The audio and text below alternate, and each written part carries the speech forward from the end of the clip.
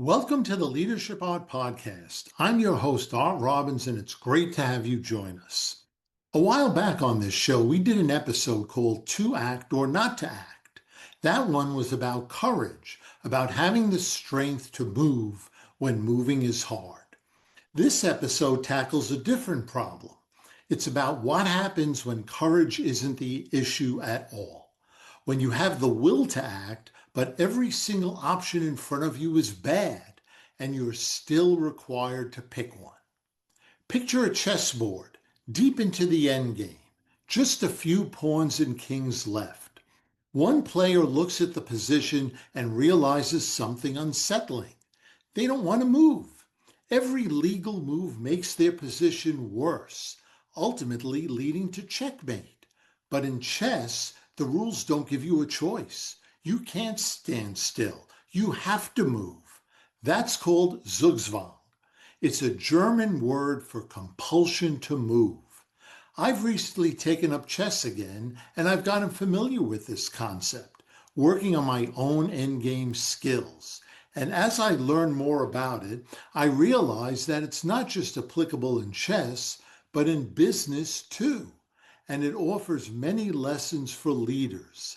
Honestly, I almost didn't do this episode because the word Zugzwang is so hard to pronounce. But seeing how valuable its leadership lessons are, I mastered the pronunciation, and here we are. So how does Zugzwang impact business? How do companies find themselves in this no-win situation? Well, it happens gradually, as a result of many prior decisions made years earlier that nobody noticed were closing doors. And what can leaders do to make sure they're never the ones standing on that losing side of the chessboard? Well, let's start on the chessboard, because Zugzwang is easiest to understand once you've seen it. Imagine a simple king and pawn endgame. Two kings, one pawn each, facing off a few squares apart. In a lot of these positions, the player who has to move is actually at a disadvantage because moving forces the king to give ground. If it were legal just to pass, they'd hold their position and the game might be a draw. But chess has a no-pass button. They have to move. In this example, the player whose turn is next is in Zugzwang and at a disadvantage. The only legal move is for their king to step back.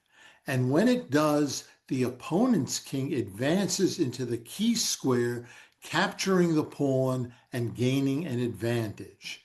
Then, a few moves later, the opponent's pawn inevitably promotes to a queen, and the game is over. Nothing about the position changed except whose turn it was. Same pieces, same board, but the obligation to act turned a stable position into a lost one. That's the essence of Zugzwang. It's not that you're weak, it's that action itself is the trap. Now hold that idea because business is full of these moments. Let's take an example where we have the incumbent's dilemma. Think about Toys R Us in 2005. The company was bought out in a leveraged buyout and saddled with more than $5 billion in debt. On paper, it still looked like a giant. Thousands of stores, a brand every parent knew, but that debt load quietly became the chessboard they were playing on. Every real move available to them was painful. Invest in stores and e-commerce to compete with Amazon and Walmart, and there wasn't enough cash left after debt payments to do it properly. Cut costs and keep servicing the debt, and the stores got worse right as competitors were getting better. Do nothing, and the interest payments kept coming due non-negotiably. There were no comfortable moves on the board. That's Zugzwang. And unlike a company simply outcompeted by a rival, Toys R Us wasn't beaten by a better toy store. They were boxed in by a financial structure built a decade earlier. and they filed for bankruptcy in 2017 and liquidated the following year. The lesson isn't that Toys R Us didn't see e-commerce coming. It's that the real decision, the one that mattered, was made back in 2005 when the debt load was locked in. Everything after that was just watching the trap close. Let's take another example, the forced fundraise. Here's a more everyday version, one that plays out in startups constantly. A company raises a big round at a high valuation during a boom. Growth targets get set to match that valuation. Then the market cools, growth slows, and the runway starts shrinking. Now the founders are staring at their options. Raise again and they take a down round, a lower valuation that dilutes the team and signals weakness to the market. Cut costs and staff hard, and they risk gutting the very team that could grow their way out. Do nothing, and they run out of cash on a fixed timeline no negotiation can extend. Every path costs something, and critically, the other side of the table, investors and acquirers know it. That's what makes Zugzwang dangerous in negotiations specifically.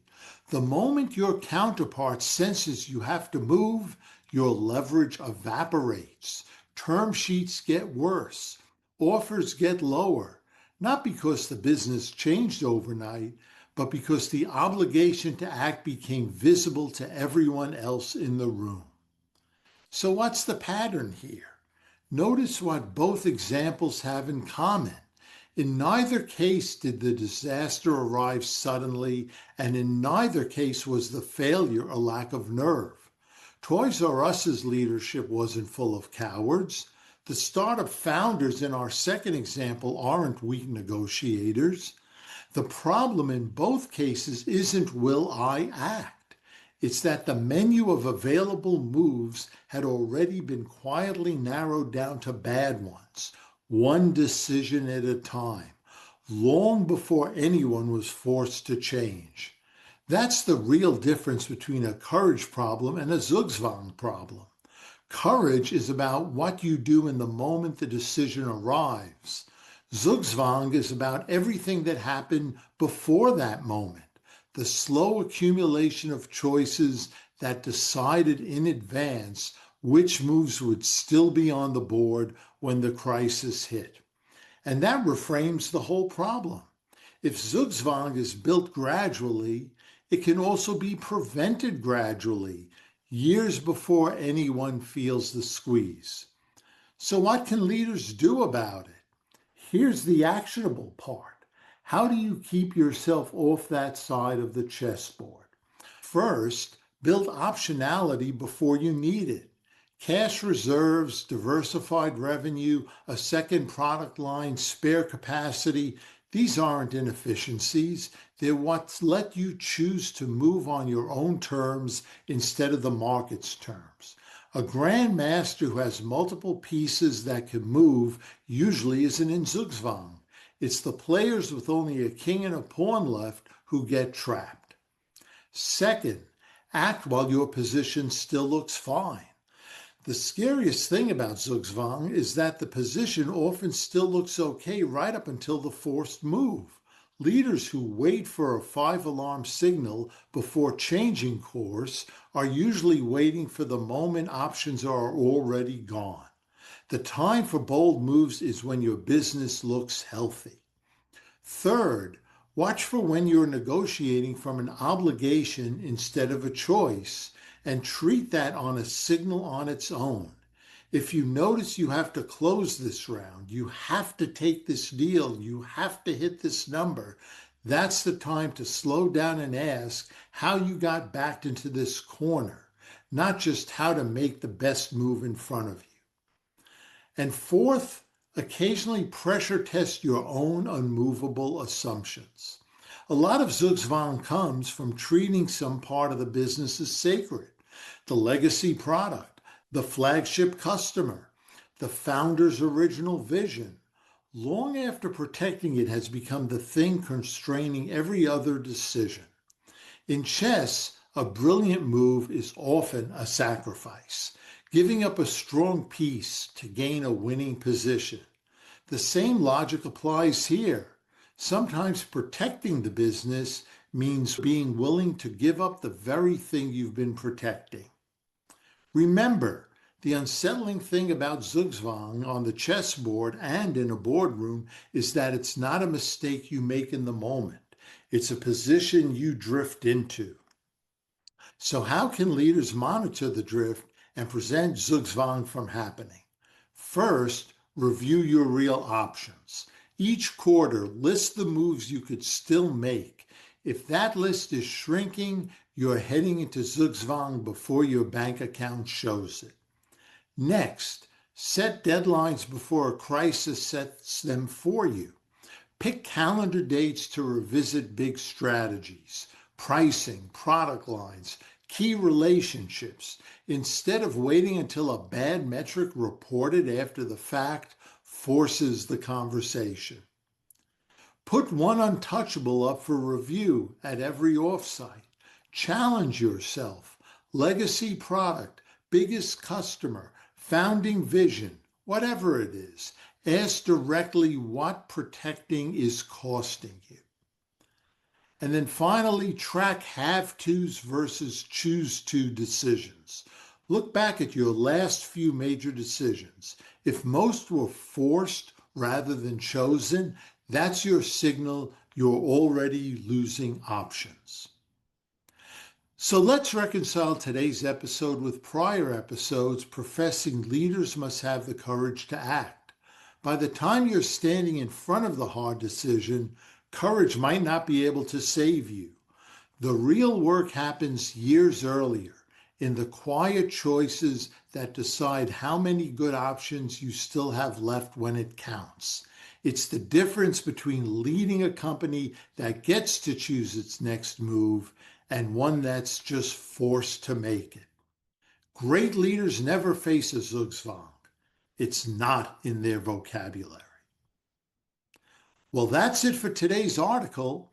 Thank you again to our listeners and followers for your continued support. And also check out our new book, Leadership Art, Certain Leadership in an Age of Uncertainty, available on Amazon. Until the next episode of the Leadership Art Podcast, this is your host, Art Robbins. And remember, it's your lead.